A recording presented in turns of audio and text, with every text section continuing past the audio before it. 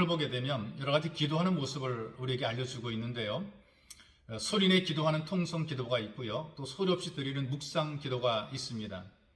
성경을 보게 되면 부르짖는 기도가 더 많았다. 우리가 이렇게 볼 수가 있죠.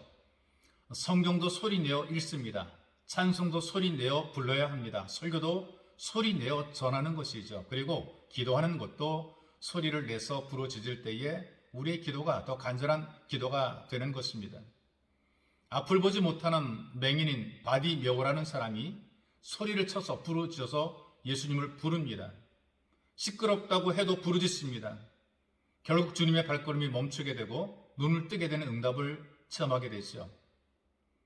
귀신 들린 딸을 둔 가난한 여인이 있었습니다. 소리 질러 예수를 부릅니다.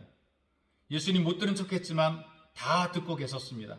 소리 질러 주님께 간절히 부르짖을 때에 결국 우리 주님께서 그 여인의 기도에 응답을 하시고 딸의 병을 고쳐 주셨습니다.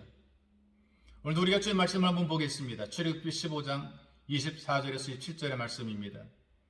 백성이 모세에게 원망하여 이르되 우리가 무엇을 마실까 하며 모세가 여호와께 부르짖었더니 여호와께서 그에게 한 나무를 가리키시니 그가 물에 던지니 물이 달게 되었더라.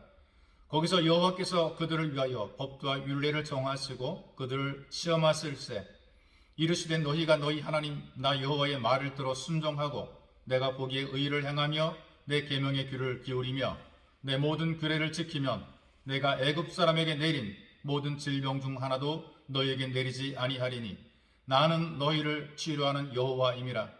그들이 엘림에 이르니 거기에 물샘 12과 종려나무 70그루가 있는지라. 거기서 그들이 그물 곁에 장막을 치니라.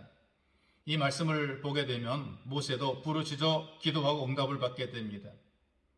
우리가 마음에 간절하게 되면 입으로 나오게 되어 있어요. 간절하면 응답이 준비가 되고 있는 것이죠. 그래서 응답받는 기도의 마음 자세 중에 이 간절함이 중요한 것이고요. 또 이 간절함 이외에 또 한 가지를 우리가 생각하면 순종의 자세가 필요합니다. 물이 없다는 이유로 원망하던 백성들이 오아시스를 발견하게 돼요.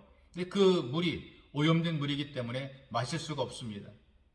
이런 상황 앞에서 모세가 하나님께 부르짖어 기도합니다. 모세의 부르짖는 기도를 들으신 하나님께서 말씀을 주시지요. 한 나무를 지시하시면서 그 나무를 물에 던지라고 하십니다. 모세는 그대로 순종합니다. 왜 그 나무냐? 왜 꼭 던져야 되느냐? 이런 이유를 달지 않고 그대로 순종합니다. 그렇다면 그 나무에 썩은 물을 고치는 성물이 있기 때문인가? 그 아닙니다. 하나님의 능력을 믿고 순종하는 믿음이 썩은 물을 고친 것이죠. 오늘도 예외는 없습니다. 말씀을 읽고 그대로 순종하고 따르게 되면 살 길이 열려지게 되는 것이죠. 그래서 여러분들 기도의 방법을 찾고 길이 열려주시기를, 특별히 말씀 그대로 순종해서 길이 열려주시기를 주님의 이름으로 축복합니다. 왜냐하면 이 기도가 확실한 결과를 만들어내기 때문에 그렇습니다. 쓴 물이 단물로 변해버리고 말았어요. 기도할 때에, 응답을 체험할 때에 못 쓸 것도 쓰게 만들어 놓으십니다. 버려진 것도 쓸모있게 만들어 놓으십니다. 쓴 물은 버려진 물이고 병든 물이고 죽음의 물이란 말이죠. 그런데 기도하고 순종했더니 그 물이 달게 됩니다. 기도하니까 쓴 물이 생수가 됩니다.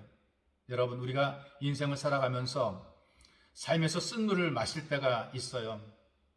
우리의 일터가 정말 쓰디쓴 일터가 되고 집안에 쓴 물이 고여있기도 하고 사는 게 고역일 수가 있습니다. 정말 쓰디쓴 인생, 쓴맛 나는 가정, 쓰다라린 인생의 실패로 고민하게 됩니다. 그러나 기도하게 되면 생수처럼 시원하게 고쳐주시고 회복시켜 주십니다. 지겨운 삶일지라도 기도함으로 살만 나는 삶이 된다는 얘기지요. 그래서 주님께서는 치료를 약속하시는 것이 16절의 말씀입니다. 나는 너희를 치료하는 여호와임이라. 여호와 라파.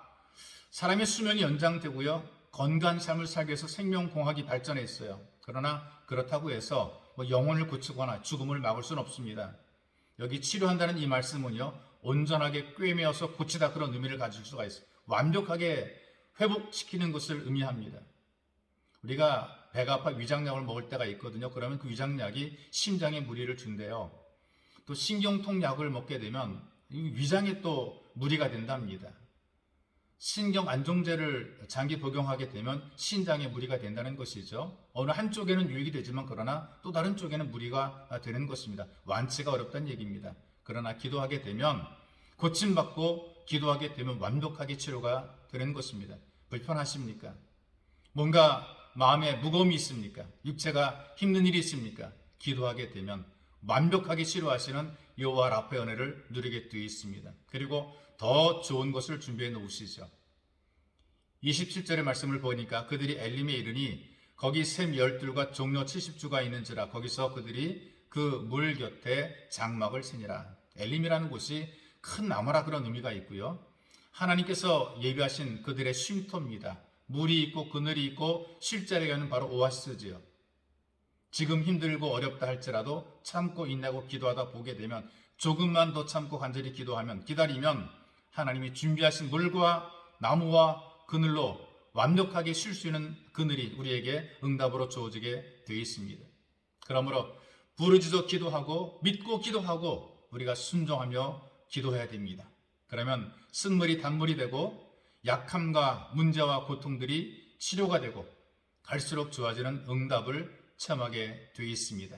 여러분들이 하나님 앞에 엎드려 간절히 기도함으로 이 좋은 것들을 누리며 살아가는 복 있는 예수 가족이 되시기를 주님의 이름으로 축복합니다.